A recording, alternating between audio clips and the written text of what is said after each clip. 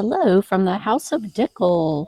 That's right, ladies and gentlemen. We're in Cascade Hollow, and we are going to be in this area for a few days. So we're going to hit a few distilleries and let you guys come along for the journey. So come along with us while we tour the Dickel Distillery. All right.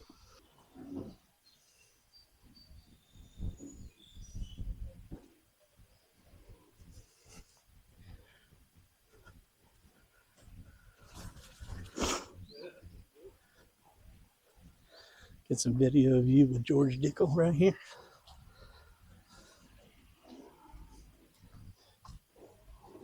I like the little tables. Those are cute. Yep. Hey, Mary. Little balloons.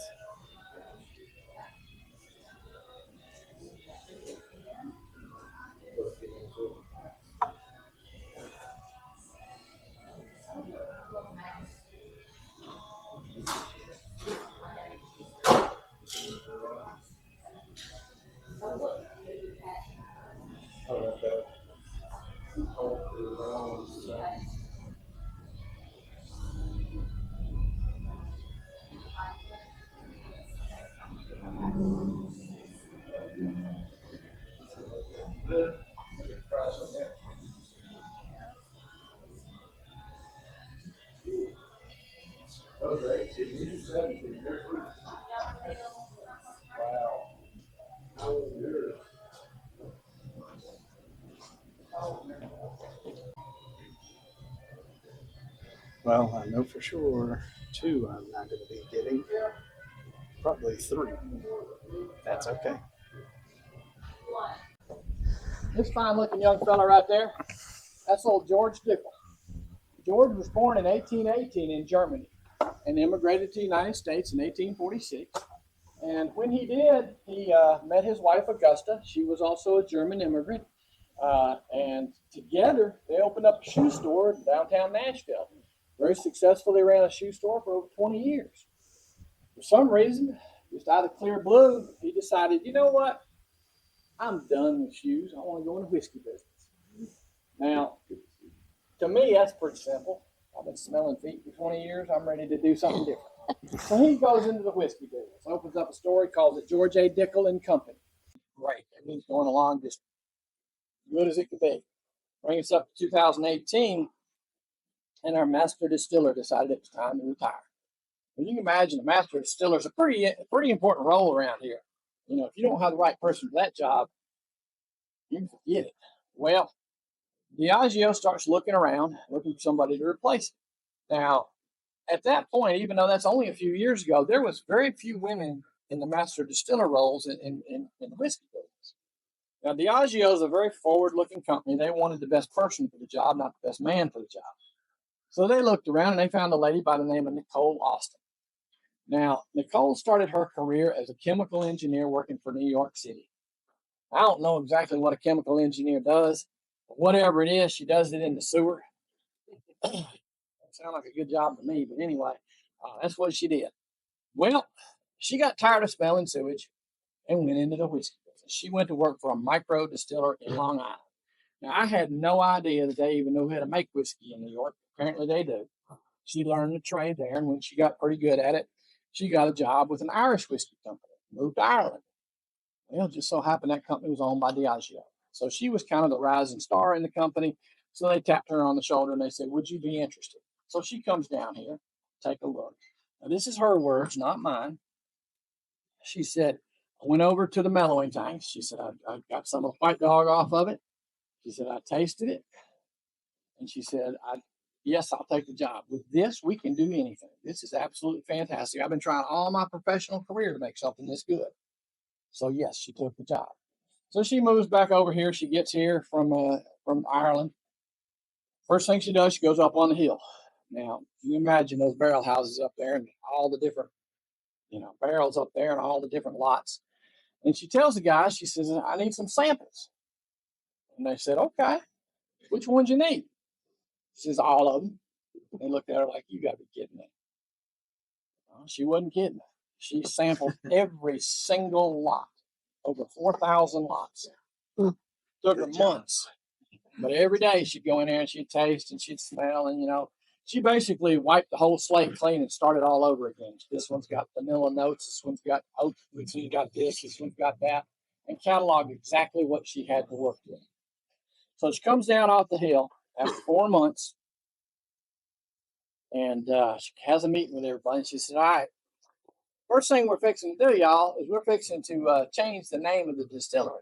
Of course, everybody's like, oh, my God, you can't do that. This is George Dickel Distillery. It has been forever. What are you talking about?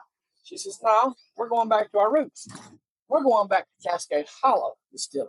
And we make George Dickel whiskey. But if we're Cascade Hollow, we can do other things. And, boy, it's been those other things that have been fantastic. Since she's been here, we've come out with Bottled in Bond series. It won awards. She came out with her 8-year-old bourbon. Won awards. She's come out with the Cascade Moon line, the Cascade Moon Rise. I mean, everything that woman has touched has turned gold. It's been fantastic. She has been absolutely great for Dickel. That kind of brings us up to today. So let's take a walk up here and let's talk about Tennessee whiskey. All bourbon, or all Tennessee whiskey is a bourbon. All bourbon is not a Tennessee whiskey. All the requirements to make bourbon are, got to be made in the United States, got to be at least 51% corn. You got to be aged in a new white oak barrel, got to be aged at least 4 years, go in the barrel at 125 proof or less. All those things are exactly the same as Tennessee whiskey, except Tennessee whiskey, you've also got to be made specifically in Tennessee, and it's got to be filtered through charcoal. Now, a lot of people, oh my God, bourbon, that's not bourbon. Yeah, it is.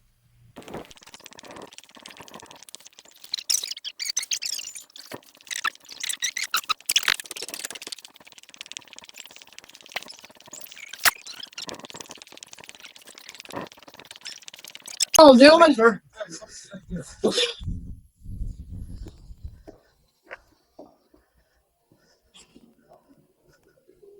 Mash tub. All right. These are our mash tubs. Now, the way this process works, this is where everything starts. We'll pipe in that spring water. We'll fill this tank up. We'll turn the heat on, heat it up to 120 degrees. And that water's at 120 degrees. Come up above, then drop in the corn. Once corn's in there, heat up, bring it up to a boil. As it gets to a boil, they dump in some of the spent mash from the last batch. That's what's called sour mash. If you don't do that, it's not. That gives you a uniform taste, batch to batch to batch. But anyway, we'll fill those tanks up. Like I said, we got that cooking. Turn the heat off. Let the water cool down naturally, 30 degrees. When the temperature drops 30 degrees, they drop in the rye. Let it continue to cool. Another 30 degrees, they'll drop in the barley. And they'll turn the heat back up. Let it cook. Now, the little windows on the top of those tanks, what they do is the man sits down there and has to get the chair down there. His job is to monitor all this. And what he'll do is he'll open up those dots and look in there and see if it's cooking right. Kind of like if you put oatmeal in a microwave and it boils over, makes a sticky mess. Mm-hmm. If you let that happen, that's not good for his employment. You want to make sure it stays in there. So he'll watch it, he'll monitor it, he'll do all that. It'll cook for about 6 more hours. And when it's done, they'll transfer it over here to the fermentation tanks. Now those tanks are 20,000 gallons apiece. That's where they'll drop in the yeast. Our yeast is proprietary yeast. We'll out over there. And it gets in there. You can start forward to convert it to starch and sugar, which will eventually convert it to alcohol. Now, as I said earlier, we make whiskey, when we're going, we make whiskey 24 hours a day. You got to do the math on it, because 9 of those tanks, right? In a 24-hour period, we could make 3 batches. The yeast process, the fermentation process, takes 3 days. So when we're going wide open, every day we can fill up 3 tanks and then leaves the fermentation tanks. It's going to go over here to the beer run. Let's go upstairs and we can kind of see the stuff and see what it all looks like. Come on. So there's 3. Okay. No, 2. There's 3, 6, 9. Now, We you only can see see these the 3. oils running around in there. Of course, when the gas comes over from the pipe of the tank, it's still hot. We've got to cool it down because if it gets too hot, the yeast will kill the yeast. Now, when you first put it in here, it's smiling hot. It's the liquid. You know, it's kind of it's got all that grain mixed up in there, but it's liquid. As you put that yeast in there, it starts to bubble. And it'll bubble more, more, more. Looks like it's boiling on there.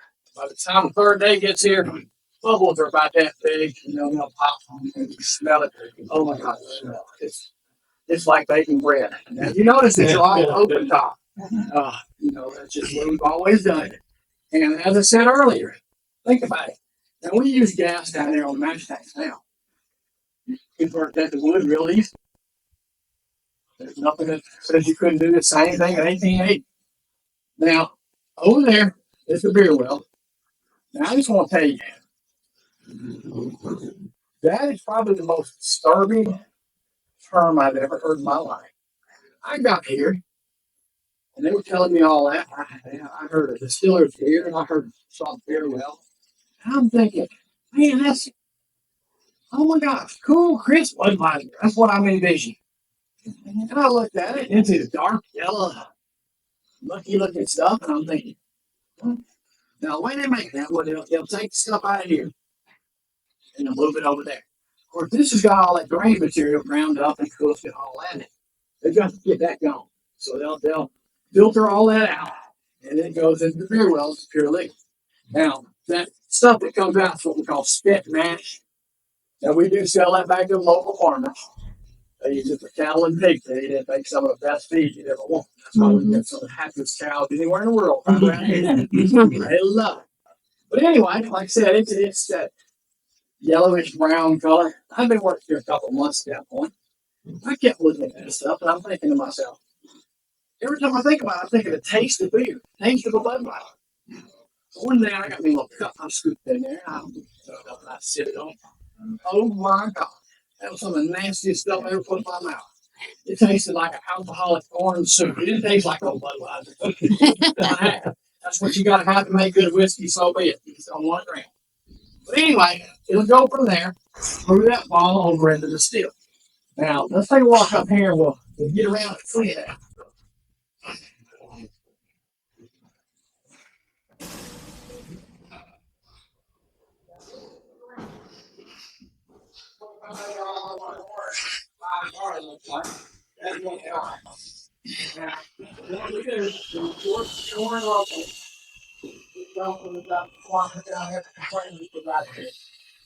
We get our line above, and we just get okay, yeah. We come it through the hammer mill here, and then we'll put it into this scale. Now, if you look, that big old thing right there is a scale. That's what it is. Now, you get a lot of people thinking and talking about them old dumb hillbillies used to be out in the woods making moonshine. You know, everybody thinks, them old uneducated dummies, you know, that's all they do, make this. Well, I'll put it to you like this. They ain't near as dumb as you think they are. Our mash bill, like I said, is 84% corn, 8% rye, 8% malt pearl. Now, let's just say, for example, I put 6,713 pounds of corn in there. I dropped it through. How much rye do I put in there? If you can't do the math, you can't figure that out. Now, I'll be honest, we do cheat these days. There's a little pocket calculator over there y'all use. That's how they come up with. Used to, they'd sit there with a pencil and figure it out. But we do that now. But that is the same scale. This whole thing was built in the 50s. And that's just exactly what it is. It's a big scale. And we'll drop everything in and it goes down below to the mash tugs. All right, let's walk over here and we'll get to see it still. Wow. That's a still. Now, this little area down here, that's the area that we barrel everything. Now, the way this process works, it's the same way we've always done it. We've got a little 24-foot box truck. We've got the warehouse up on top of the hill. It's got all the empty barrels in it. They'll go up there, they'll pick up a load of empty barrels. They'll come down here to the little dock down here. They'll unload it by hand, line the barrels up in this little alleyway right here. And you see those gray boxes down there on the end? Those are how we fill it. If you notice, there's a couple hoses down below it. It's kind of like a gas pump almost. They'll lay the barrel on its side. They'll pump in 3 gallons of alcohol, put the bung in, slap it down, take that barrel, put it back on the truck. When the truck's full, they'll go back up on the hill, put it up in the rick house. Get another load empties, come down here and do it again. Now, honestly, when we're going 24 hours a day, we got 2 Bob trucks that'll meet in the middle. That way we don't ever have to stop production down here. Now, these tanks right along the edge here, that's the finished product ready to go into the barrel. Now, this still here, that's our still. Not what most people think of when they say, hey, you tell them still, they think of a pot still. So the pot still, you have to make a batch. And when it's done, you make another batch. And then another batch, so on and so forth. This is called a column still. It's 3 stories tall. And with this, you can run continually, just constantly. And the way that process works, they'll bring in the distiller's beer, shoot it into the bottom with high pressure steam underneath. That high pressure steam shoots up, and when it hits that distiller's beer, it vaporizes it. Sends it out the top. There's a bunch of plates up there. It'll catch it, and it'll eventually condense it down, and it'll come out that little house right over there, the little copper house right there. And it comes out there, it's at 120 proof. From there, to get a more mellow taste, we drop it down below, and we distill it a second time. Then it comes out in this little house right here, and when it comes out there, it's at 150 proof. Now, if you ever wondered what 150 proof alcohol is like, the distiller's a good friend of mine. He always leaves me a sample out here. You can see it's just little bitty pieces. Oh, yeah, that's the charcoal. Yeah. Oh, yeah. Now, what we do is these are the mellowing tanks back here. We'll put that out at the bottom, and then we'll put a wool blanket down. And we'll stack in 10 feet of charcoal.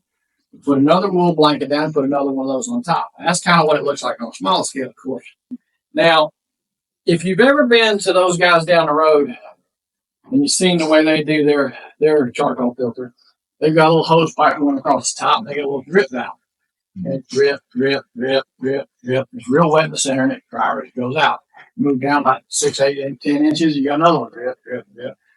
That's good. That's the way they want to do theirs. We don't think that's a good way. We like this.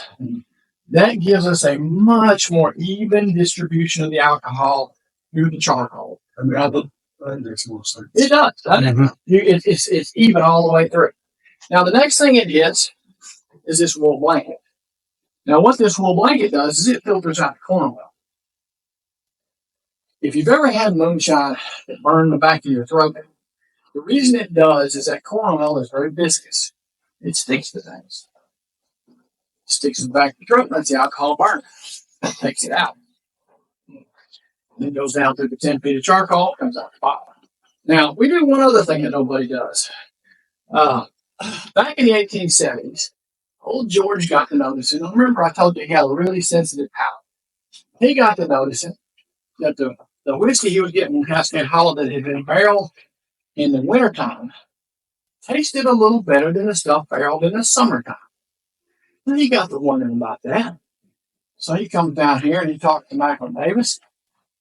They talk about it a little bit. They kind of get it figured out. Now, what they did back then, you can imagine, you got the copper coils coming around here and dripping out. Now, remember, it basically turns to vapor, roughly 212 degrees. It turns back to liquid at 211. Well, it's cooled off some by the time it comes out. Those coils and drips, and there's a big old barrel down below, and it drips into that barrel. Well, it's hot here in the summertime. It don't cool down much. So when it was full, 2 guys would grab that big old thing and they'd take it and they'd dump it over on the charcoal. Well, in the wintertime, it did cool down some. And George noticed those taste differences. So they realized if the alcohol is cold, it's going to taste better. It's going to be smoother. So they decided what they're going to do is just take those barrels instead of dumping them, just set them aside. all day long. They set those barrels. And then at night, after everything's cooled down good, they'd come in and they'd dump it over on the charcoal. Hence that term I told you to remember, mellow as moonlight. That's what gives our whiskey an additional smoother and mellower taste. That was our very first advertising slogan back in the 1890s. It's still true today. Now, we don't wait till midnight, but we do commercially chill it down to 40 degrees before we put it on the alcohol. So you take cooler alcohol, you take the better distribution, you take the wool blanket, all the charcoal, and that's why our whiskey is so much smoother, so much more mellow than everybody else's. Now, I want to show you a barrel over here. A lot of people ask why so much whiskey is made in Tennessee and Kentucky. Why not North and South Carolina or North and South Dakota? Why can't we make it up there? Well, the truth is, you can make it anywhere, but it's just not going to be good. To make it good, you got to have good water. That's number one. Tennessee and Kentucky sit on a limestone shelf. That water filters down through the ground, through that limestone, and when it comes out that bottom of that limestone, it's no mineral content in it whatsoever. It is pure, good, sweet water. That's what you want to make good whiskey. You made it somewhere else, water might be, like in Texas, sulfur water or this or that, or, it just wouldn't be as good. Now, the other reason it's so good here is because of our weather. We've got the craziest weather y'all ever seen. I don't know if any of y'all are from around here or not, but if you are, you probably remember back around first of the year, we had a few days, high temperature day was 24 degrees. 3 weeks later, it was 70 outside. We was outside in shorts and t-shirts. That's the way it is around here. Then 3 weeks later, it snowed. Yeah, exactly. Well, that kind of weather is really good for making whiskey. It makes that alcohol go into that barrel and come out of it. Mm. Every time it goes in and comes back out, it's picking up color and flavor. And you can see this little line right here. That's how deep it goes into that wood. When it's hot, it pushes it out. When it's cold, it brings it back in. So that's what you want. You want as many of those weather changes as you can get your hands on. Again, that's why it's good here. You can take our whiskey, put it in the barrel right down there, and take it to Minnesota or take it to Florida and age it for the same amount of time, and it just would not be the same because it's either too cold or too hot, and it doesn't get that in and out, in and out. So are they coated with anything? Are they just burnt? Just burnt. That's it. Just burnt. Yeah, the char does add a little color, a little flavor to it. Now, I told y'all earlier that one of the rules for making Tennessee whiskey or bourbon is it has to go in the barrel at 125 proof or less. Mm-hmm. It came out that distillery up there at 150 proof. Mm-hmm. So what they have to do when it comes out the bottom of the mellowing vats, they have to proof it down. So they'll add a little spring water to it. Then it's when it goes into these tanks here, and that's when it goes into the barrel from there. So that's how they get where that flavor comes from. Less from the 125. It's the water. All right. Any questions? Where do you guys get your charcoal from? We make it. You do? Yes. You'll see that. You burn pellets and we're burning them with. Yeah. You'll see that one on the next time when they go through. Now to the good part.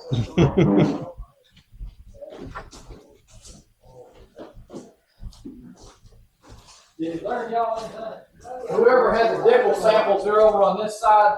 Heritage flakes are over here. All right. What I suggest you do, get you a little sip of water, cleanse your palate a little bit. Yeah, I'm sure y'all got that. Okay. So you're good. I know you booked it, but I don't remember what you First booked. thing we're going to sample is our foundation recipe. This is moonshine. Moonshine, technical term is it's corn whiskey that's never been in a barrel.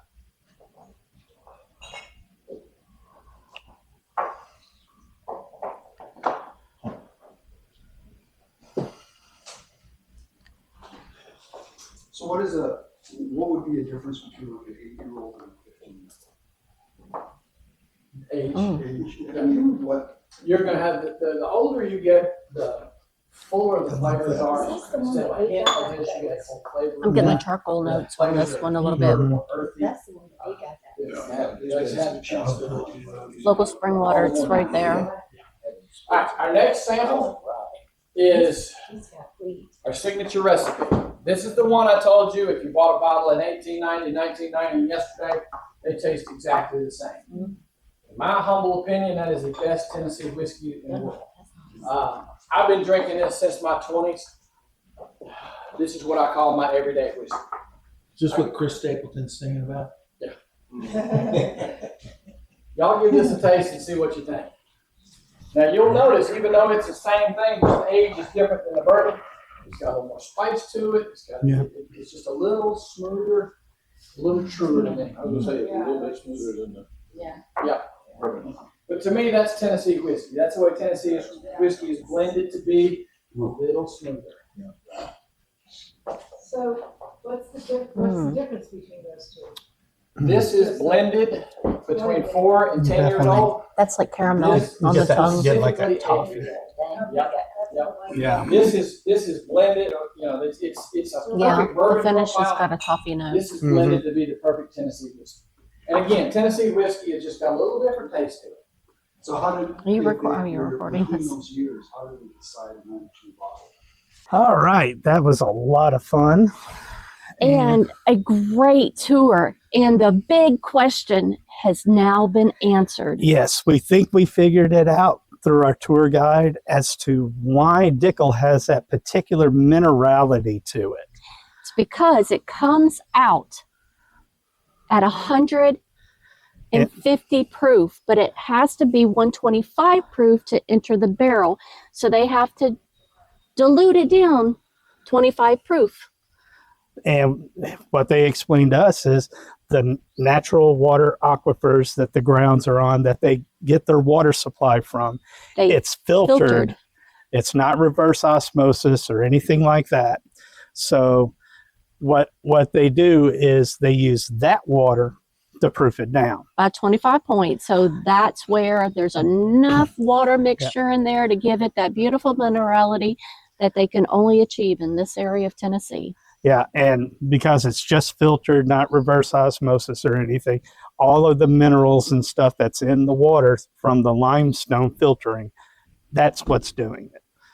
And I think it's delicious. I will say this, that 17 year, man, if it wasn't for the price tag, I'd be walking away with a bottle on it. But And for me, it was a little bit too oaky. yeah, but it was really, really good. All right, well, we're going to call it today. And, just want to remind everybody that we still have the 100 subscriber giveaway coming up. Once we hit 100 subscribers, we're going to put out a special video. You'll have a chance to win a Buffalo Tree store pick. Now we got to add that everyone here with Dickel were so sweet. They allowed us to film everything. And then at the very end, they questioned, what were we filming for? Well, our YouTube channel. Yeah. And they said to all of our viewers, Come on out. come on out. You're in the area, come out, get a tour, get a tasting. It's definitely worth it. All right. So until our next video, we're going to close it out. We only have this one life to live. So make it about family, good friends, and great whiskey. Until next time, our friends. Cheers. Cheers.